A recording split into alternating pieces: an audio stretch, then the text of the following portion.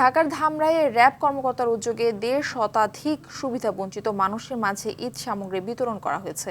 উপজেলার যাদবপুর ভুবন মোহন উচ্চ বিদ্যালয় মাঠে র্যাব কর্মকর্তা ও আলোকিত যাদবপুর সংগঠনের উদ্যোক্তা শহীদুল ইসলামের সার্বিক সহযোগিতায় এই ঈদ সামগ্রী বিতরণ করা হয়। মুক্তিযোদ্ধা মোহাম্মদ আওলাদ হোসেনের সভাপতিত্বে অনুষ্ঠানে উপস্থিত ছিলেন সংগঠনের সাধারণ সম্পাদক ইঞ্জিনিয়ার এরশাদ সহ গণ্যমান্য ব্যক্তিরা।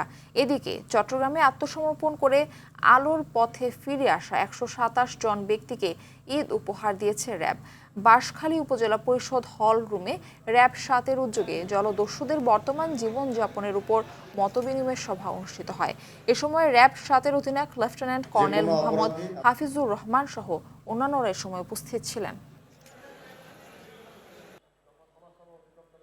যে কোনো অপরাধী আপনি আত্মসমর্পণ করে সৎপথে চলে আসতে চাইলে অবশ্যই আপনাকে স্বাগতম জানানো হচ্ছে, এবং আপনারা যারা আছেন আপনারা বাকিদেরকে এই বিষয়টাতে উদ্বুদ্ধ করবেন যাতে তারা বিপদ থেকে সুপথে চলে আসে।